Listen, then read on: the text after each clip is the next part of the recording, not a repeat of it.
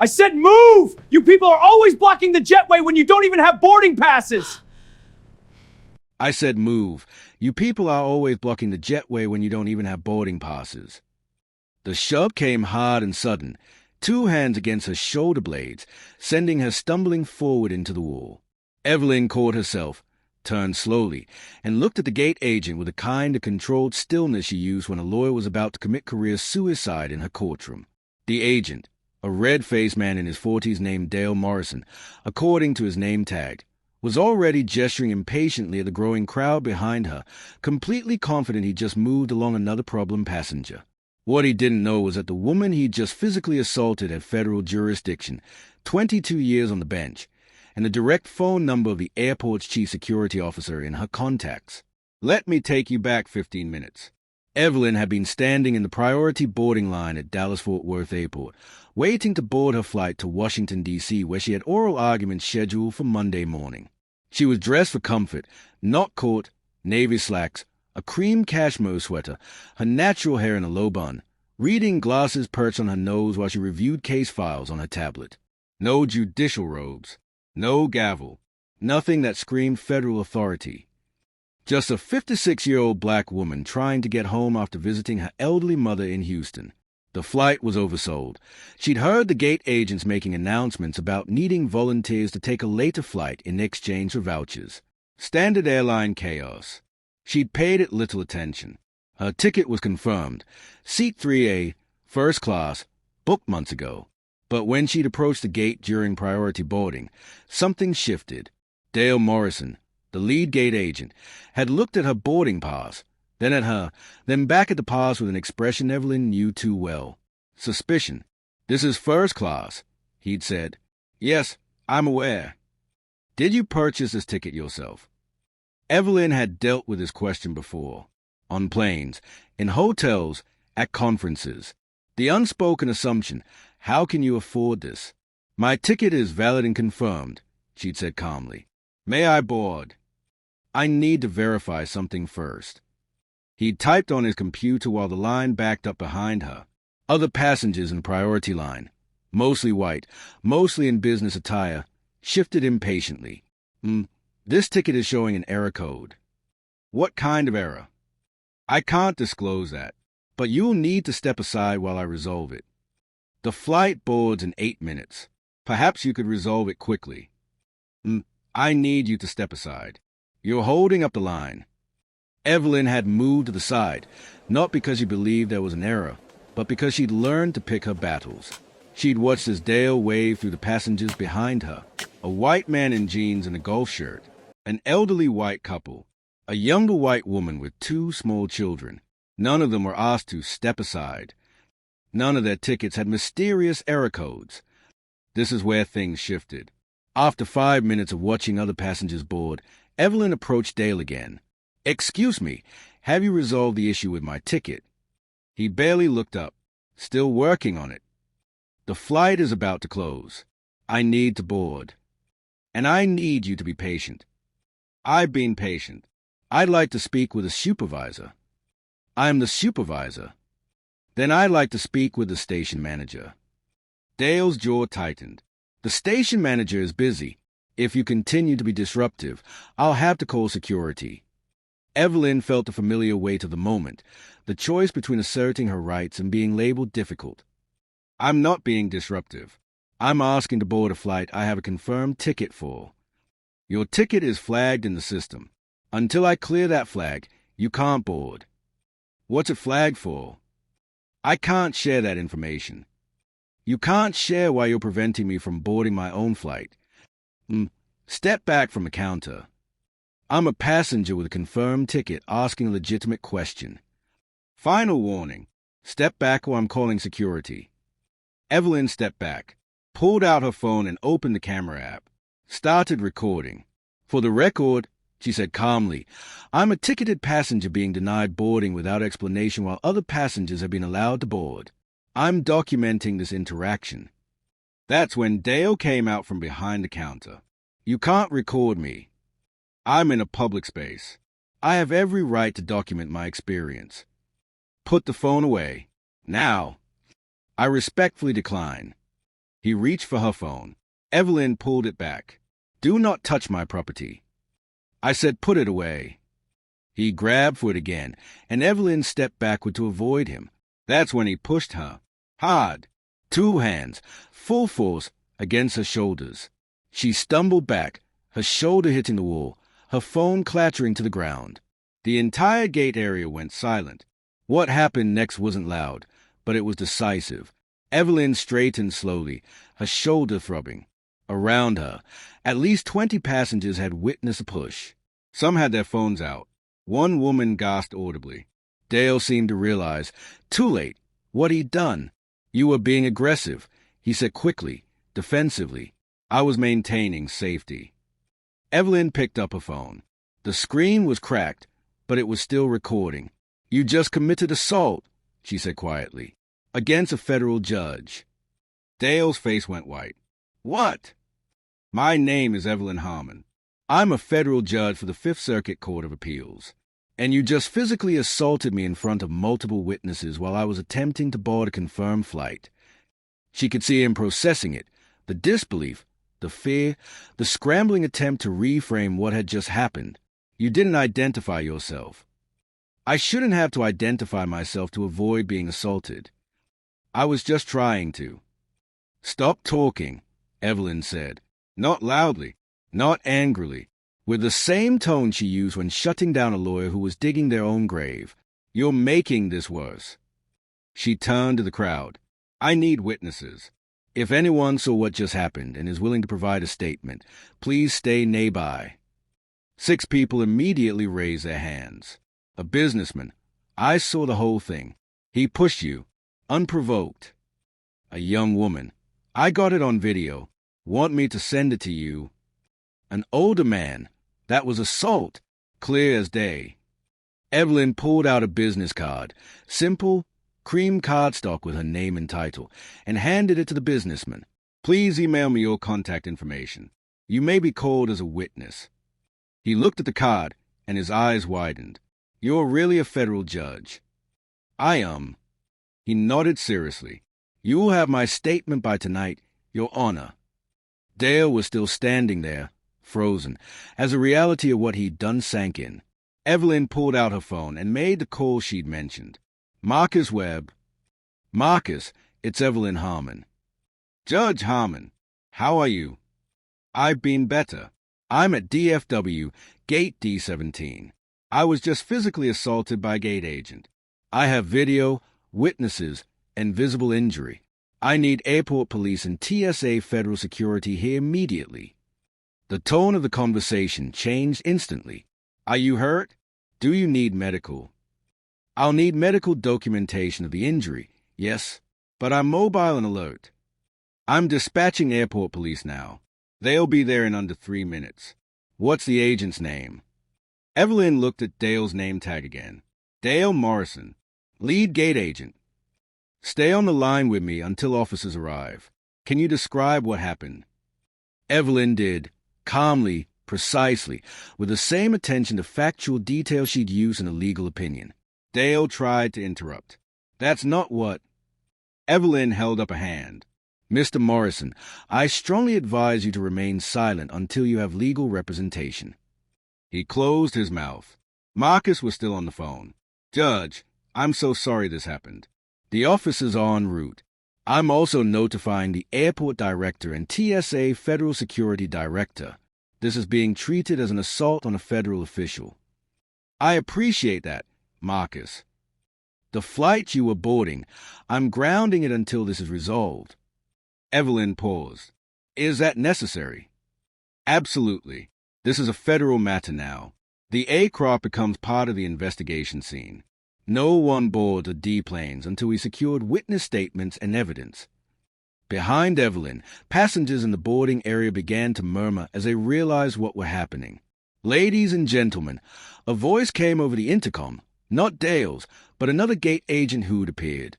"Due to a security incident, Flight 847 is temporarily delayed. Please remain in the gate area. We'll update you shortly." The murmuring grew louder. People started pulling out phones. This was about to become very public, very quickly. But that wasn't the moment that mattered most. Airport police arrived in 2 minutes and 40 seconds.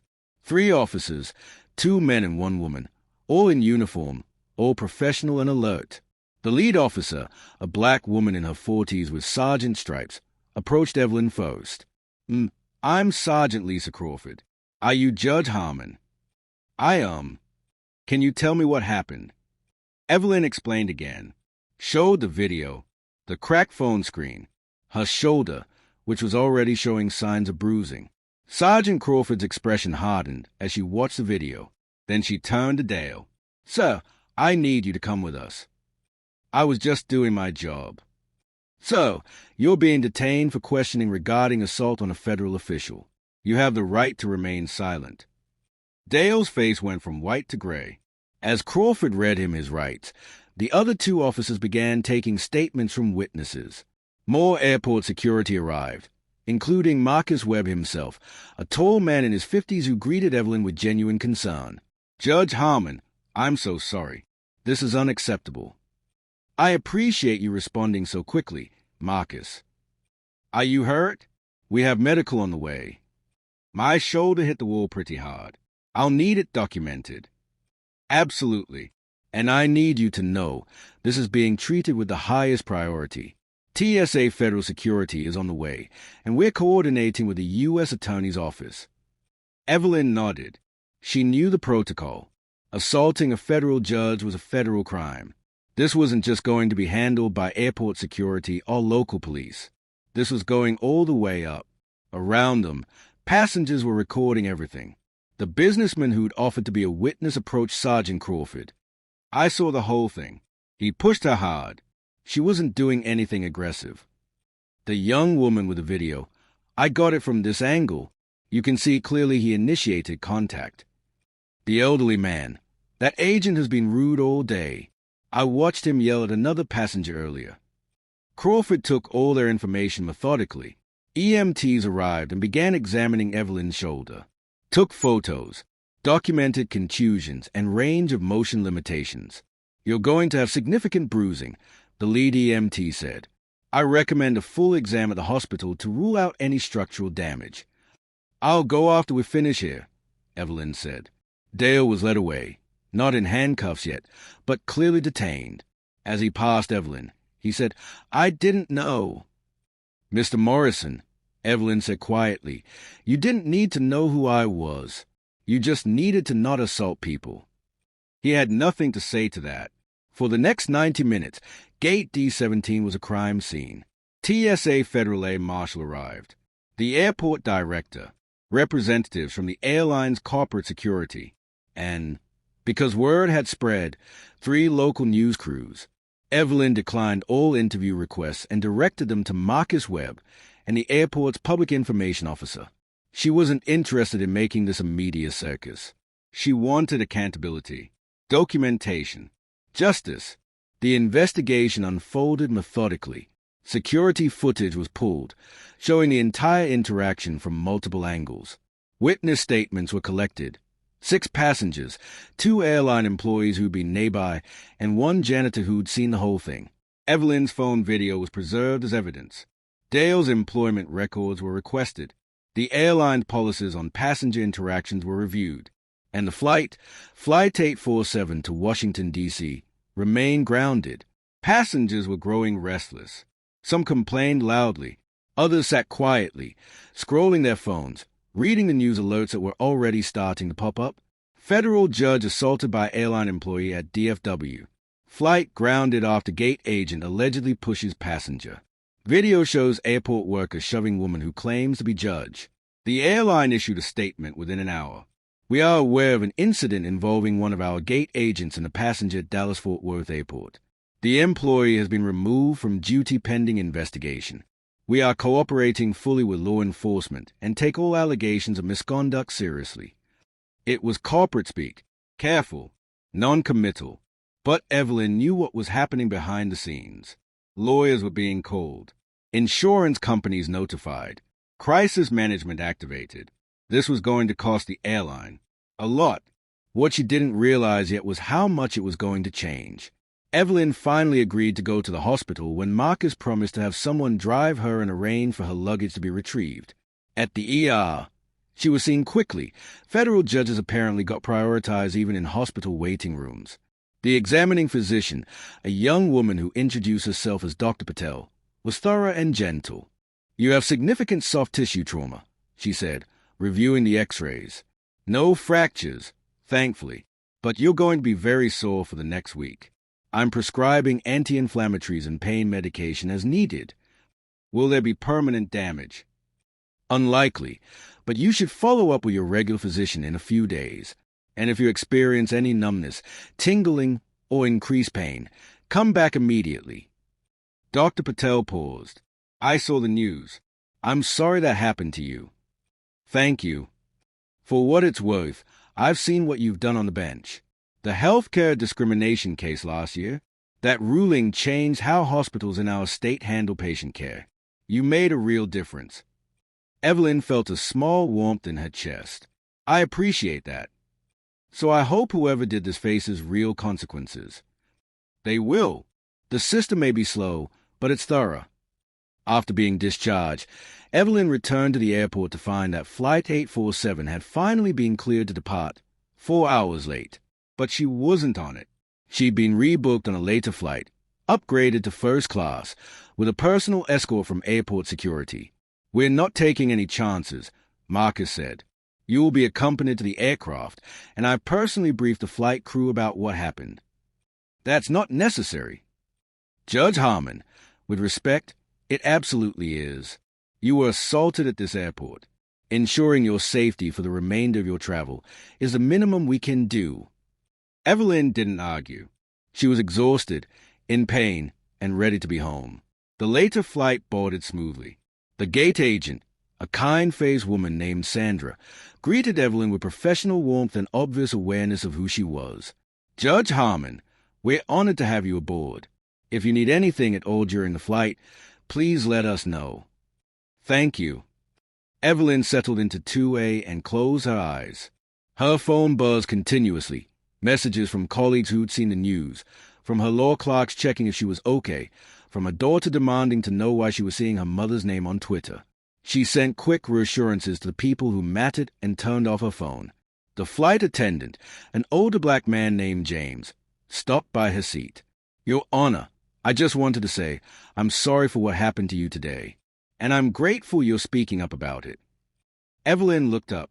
"You've experienced similar treatment." "Not exactly, but I've seen it. Passengers who look like me or you being treated with suspicion that other passengers never face. It's exhausting." "Yes, it is.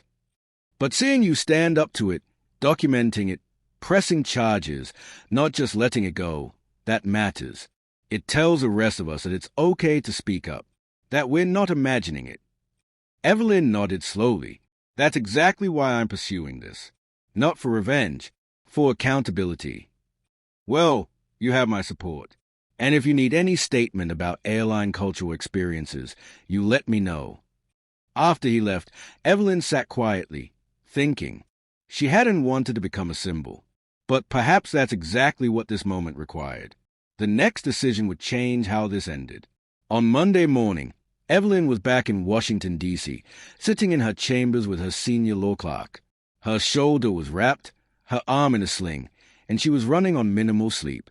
But she had work to do. "Your Honor, you're not seriously considering presiding over oral argument today?" her clerk asked. "I am. The attorney's prepared for months for this. I'm not delaying because some airport employee decided to put his hands on me." "But you're injured." "I'm functional. Now, have the briefs arrived?" The clerk sighed and handed them over. But before the arguments began, Evelyn had another meeting with an assistant U.S. attorney named Robert Chen who'd been assigned to the case. "Judge Harmon, thank you for making time." "Of course. What's the status?" "Dale Morrison has been charged with assault on a federal official. It's a federal felony, as you know, maximum sentence of 8 years, though first offense typically sees less." "What's his story?" "He's claiming he felt threatened, that you were being aggressive and refusing to follow instructions." Evelyn's eyebrow rose. "The video contradicts that." Completely, which is why we're confident in the charges. But his attorney is going to make this about fear, claim he felt unsafe, reacted instinctively, didn't realize you were a judge. He didn't need to realize I was a judge. He needed to not assault passengers. I agree, but you know how defense attorneys work. They are going to try to make this about a split-second decision under stress. It wasn't split-second. I have 6 minutes of video showing the escalation. He had multiple opportunities to de-escalate. He chose violence. Robert nodded. We have a strong case. But I need to prepare you. His attorney is going to request you recuse yourself from any involvement. I'm not involved. I'm the victim. Which is exactly why they'll argue bias if you take any judicial role related to this case.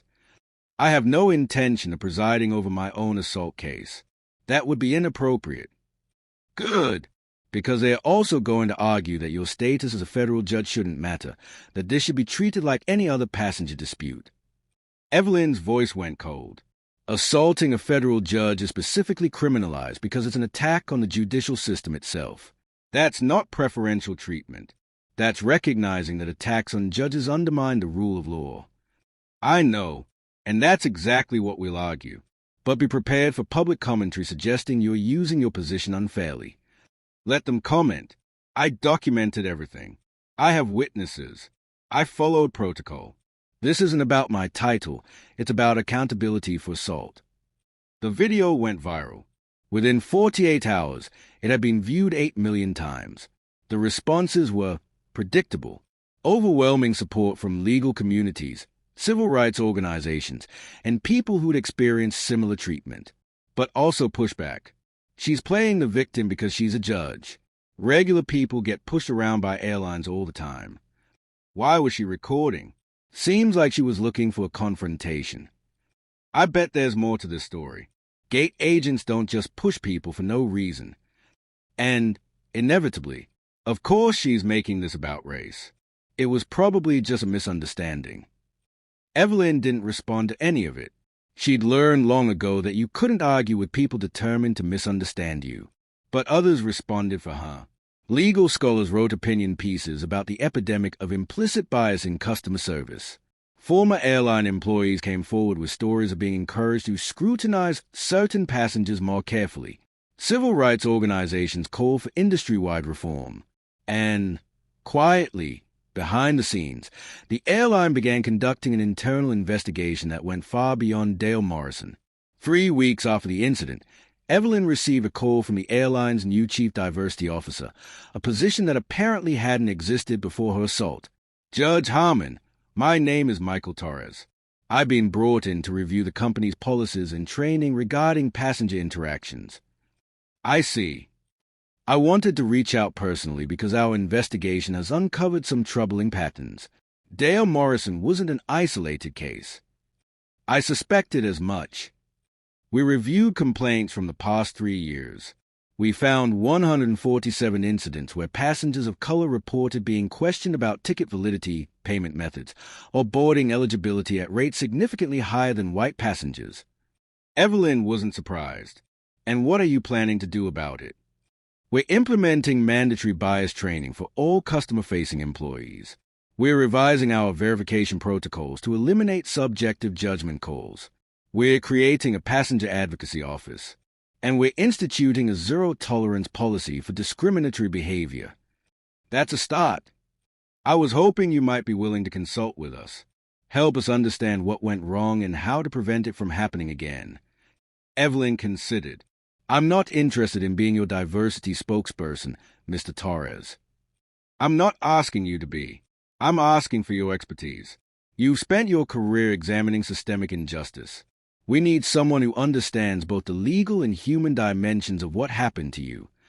Send me your proposal. I'll review it. Thank you, Your Honor. After they hung up, Evelyn sat at her desk, thinking. This wasn't just about Dale Morrison anymore. It was about changing the systems that made incidents like Hayes possible. This is where things shifted. 2 months after the assault, Dale Morrison's attorney approached the U.S. Attorney's Office with a plea deal. He would plead guilty to simple assault, a misdemeanor, in exchange for probation and community service. Robert Chen called Evelyn to discuss it. What do you think? Evelyn thought carefully. What would the sentence be if he went to trial and lost? Given his lack of criminal history and the circumstances, probably 2 to 3 years federal prison. And with the plea, 2 years probation, 200 hours community service, mandatory anger management and bias training. No prison time. No. Evelyn was quiet for a long moment. Your Honor, I need to know. Are you comfortable with this? You're the victim. You have a say. What's his employment status? Terminated, and is on a no-fly list. He can't work for any airline or airport in the country. So his career in aviation is over. Yes. Evelyn considered. Prison wouldn't undo what happened. It wouldn't change the industry. It wouldn't prevent the next Dale Morrison. But accountability, consequences, and systemic change might. I'll accept the plea on one condition, she said. What's that? Part of his community service has to be speaking at bias training sessions for airline employees. I want him to tell his story, what he did, why it was wrong, what it cost him, so other employees understand that this behavior has consequences. Robert was quiet. That's actually brilliant. I'll propose it. 2 weeks later, Dale Morrison stood in a federal courtroom and pleaded guilty. Evelyn wasn't there. She'd recused herself from any judicial involvement. But she read the transcript. Dale's statement included an apology. I made assumptions about Judge Harmon based on her appearance. I treated her with suspicion I wouldn't have shown to other passengers. I escalated a situation that didn't need to be escalated. And when I felt my authority was being questioned, I responded with violence. I was wrong. I'm ashamed. And I'm committed to doing better. It wasn't perfect, but it was honest. And honesty was a start. 6 months after the assault, Evelyn agreed to participate in one training session for the airline's leadership team. Not as a victim telling her story for sympathy, as an expert examining systemic failure. She stood in a conference room in front of 40 executives and walked them through what had happened, not emotionally, but analytically. Dale Morrison didn't wake up that morning planning to assault someone, but he operated within a system that made his actions predictable. She pulled up a slide. Your verification protocols gave individual agents broad discretion to flag tickets based on irregularities. But you provided no clear definition of what constituted an irregularity. That ambiguity created space for bias to operate. Another slide. Your training emphasized customer service and efficiency, but not equity. Your employees weren't taught to recognize their own biases or to question their assumptions about who belongs in premium cabins. Another slide. Your complaint system routed discrimination allegations to customer service, not to HR or legal. So patterns went unnoticed and employees faced no consequences for repeated offenses. She looked at the executives. Dale Morrison pushed me because he felt entitled to, because the system had never told him he wasn't, because he'd probably done similar things, maybe not physical assault, but harassment, excessive questioning, public humiliation, dozens of times before, and nothing happened. The room was silent. Fixing this isn't about punishing Dale Morrison. It's about rebuilding the systems that created him. The CEO, a white man in his 60s, spoke up. What would you recommend? Evelyn had her answer ready. Eliminate subjective verification protocols. If a ticket scans correctly and the ID matches, the passenger boards. Period. No agent discretion. Second, track data on whose tickets get flagged, who gets questioned, who gets removed from flights. Break it down by race, gender, age. Shine a light on the patterns. Third, create real accountability. Employees with patterns of discriminatory behavior don't get shuffled to different departments. They get terminated. Fourth, elevate passenger complaints about discrimination. They should go straight to your legal and HR teams, not customer service. And fifth, hire more people who look like me in decision-making roles, because homogeneous leadership creates blind spots. The CEO nodded slowly. We're implementing most of that already, but we need to go further. Yes, you do. Will you help us? Evelyn had thought about this. I'll consult on policy development, but I'm not your spokesperson. I'm not your diversity shield. And I expect real implementation, not just press releases. You have my word. Time would tell if that word meant anything. 1 year after the assault, Evelyn was invited to speak at a conference on transportation equity. She almost declined, but her daughter convinced her. Mom, you have a platform. People listen to you. Use it. So she went, and she told her story, not as a judge, but as a passenger. I had every advantage, she said to the audience of policymakers, airline executives, and advocates. I had legal knowledge, professional credibility, resources, witnesses, video documentation, and still I was assaulted and dismissed. Now imagine being a passenger who doesn't have those advantages, who doesn't know their rights, who's afraid to speak up because they can't afford to miss their flight or lose their job or get banned from an airline. Those passengers face this treatment every day, and most of the time, there's no accountability, no investigation, no consequences. She paused. That's what we're here to change. Not just for people like me, for everyone. The applause was long and sincere.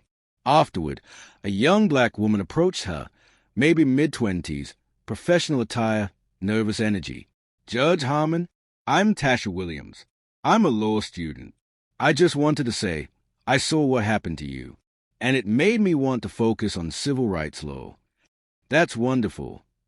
But I also wanted to say thank you for not just letting it go, for pressing charges, for making them change their policies. You showed us that we don't have to accept being treated like we don't belong. Evelyn felt something loosen in her chest. You never have to accept that, she said quietly. Your presence isn't conditional. Your dignity isn't negotiable. Remember that. Tasha nodded, tears in her eyes. I will. 2 years after the incident, the data showed measurable change. Complaints of discriminatory treatment at the airline down 73%. Verification requests down 64% overall, with disparities between white passengers and passengers of color reduced by 81%. Customer satisfaction among travelers of color up 47%. Employee diversity in management positions up 31%. The numbers told a story, but Evelyn knew the real story was in the moments that didn't make it into metrics. The black businessman who boarded first class without being questioned. The Latina mother who wasn't asked to prove she'd purchased her ticket. The elderly Asian man who wasn't told he was in the wrong seat. These were the victories. Quiet, unreported, but real. And Evelyn received letters, dozens of them, from passengers who'd experienced the difference. I flew first class for the first time last week. I was terrified I'd be questioned or humiliated, but no one said a word. I was just another passenger. Thank you for making that possible. I'm a frequent flyer. I've been randomly selected for additional screening more times than I can count. But the last 3 flights, nothing. It's such a relief not to be presumed guilty every time I travel. My daughter is pursuing a career in aviation. She said it was because of you, seeing a black woman stand up to injustice and create change. You inspired her. Thank you. Evelyn kept every letter. On the hard days, when progress felt slow, when resistance felt overwhelming, she read them and remembered why this mattered. 3 years after the assault, Evelyn flew from Dallas-Fort Worth to Washington, D.C. again. Same airport, same route, different airline. She'd switched carriers after the incident. She arrived at the gate and approached the counter. The gate agent, a young black man named Jordan, smiled warmly. Good afternoon.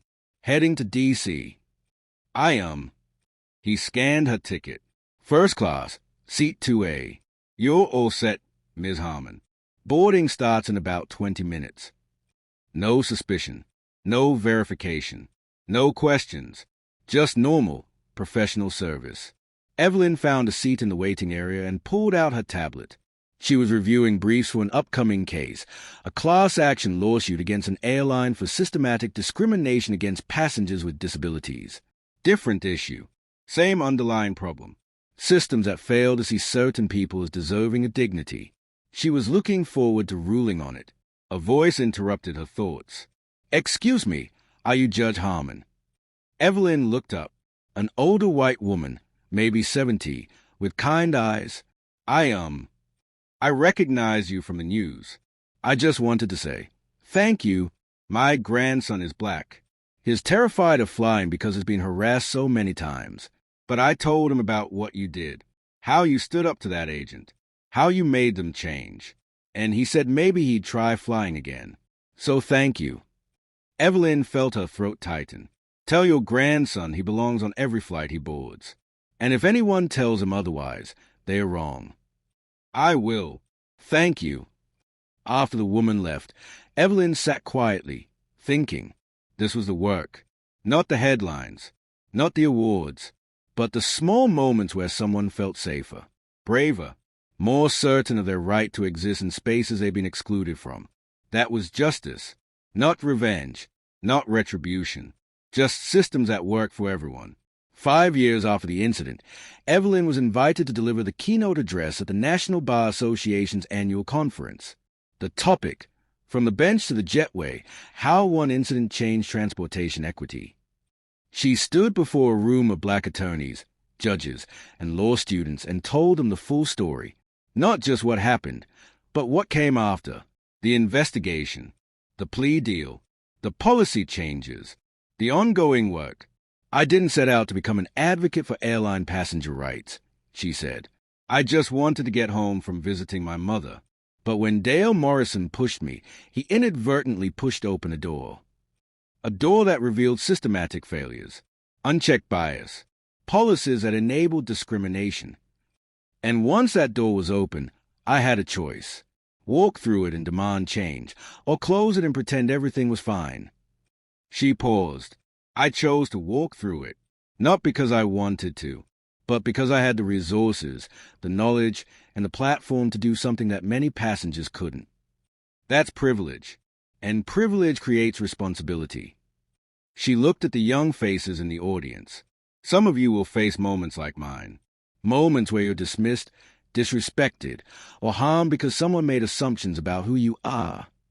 In those moments, you will have choices. You can stay silent. You can fight back.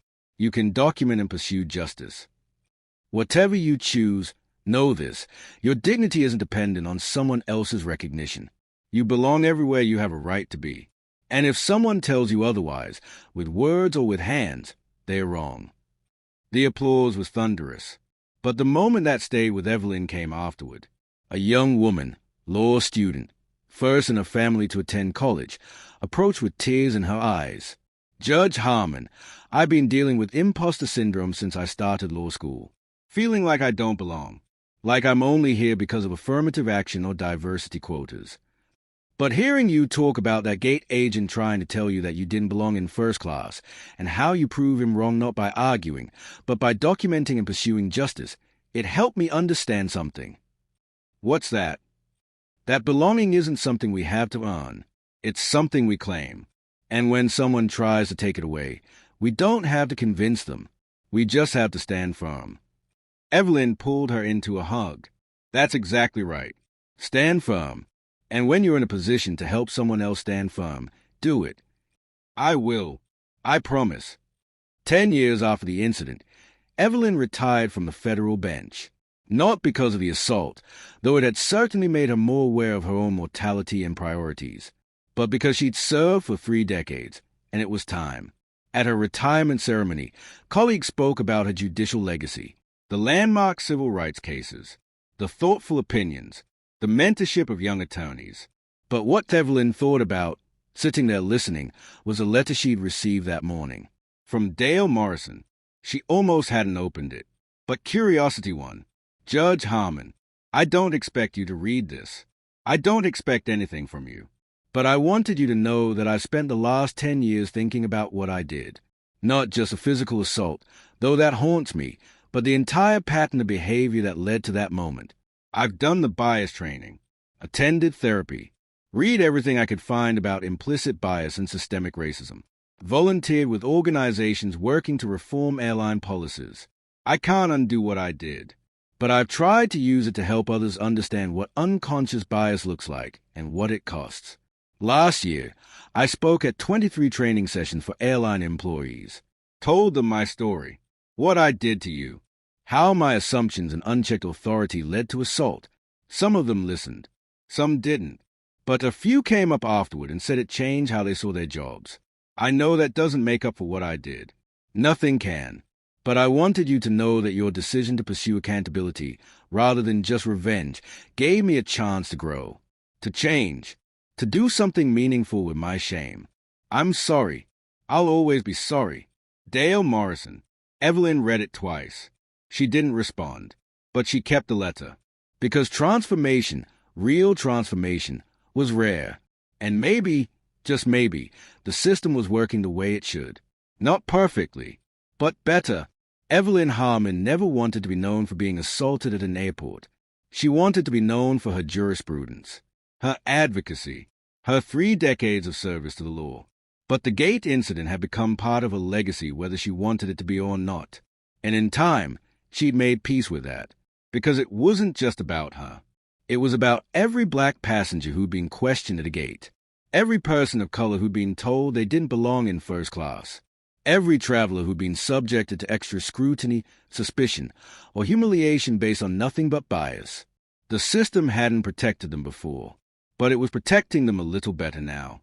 Because Evelyn had made one phone call, not to get revenge, not to destroy Dale Morrison's life, but to ground that plane until the truth came out, to ensure there were consequences, to demand accountability, to force the system to see what it had been ignoring. And in doing so, she'd changed more than one flight. She'd changed the conversation about who belongs where, about what justice looks like, about the power of documentation, persistence, and refusing to be diminished. The gate agent thought he was pushing aside another problem passenger. He didn't know he was pushing a federal judge. But more importantly, he didn't know he was pushing someone who understood exactly how to transform a moment of injustice into systemic change. She didn't raise her voice that day. She didn't need to. She made one call, grounded one plane, stood firm in her dignity, and changed how an entire industry treated people who looked like her. That's not revenge. That's legacy. Quiet, powerful, lasting, the kind that doesn't need applause.